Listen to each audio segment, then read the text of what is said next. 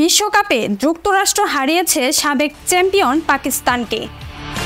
অবশ্য বাংলাদেশকে সিরিজ হারানোর পরই এমন হুঙ্কার দিয়েছিল দেশটি। অবশেষে সেটি বাস্তব হয়েছে।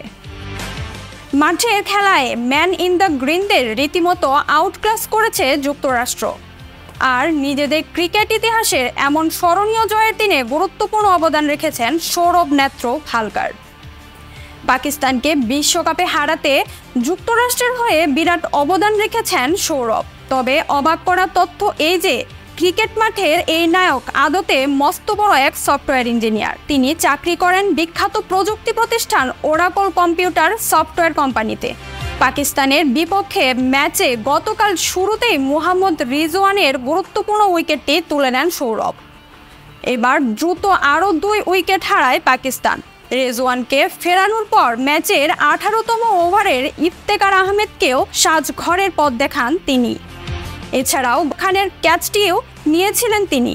শুধু তাই নয়, সুপার ওভারের বাবর আজমের দলকে আটকানোর জন্য ইফতেখার আহমেদকে তো ফিরিয়েছেনই, সুপার ওভারের পাকিস্তানকে করতে দিয়েছেন কেবল 13 রান। আর তাতেই জয় নিশ্চিত হয় সহ আয়োজক দেশটির। 1991 সালের ভারতের মুম্বাইয়ে জন্ম নেন সৌরভ।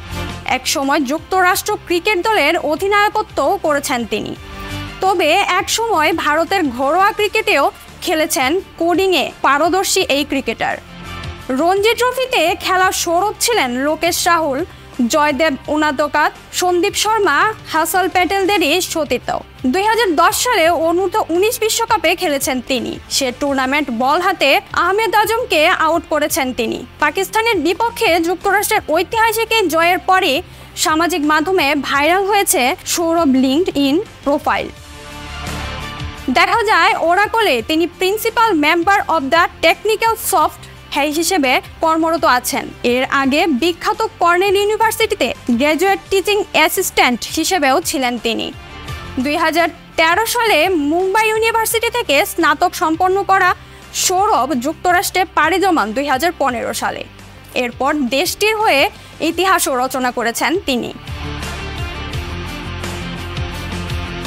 দীপিকা আফরোজ, দৈনিক সকালের দুনিয়া।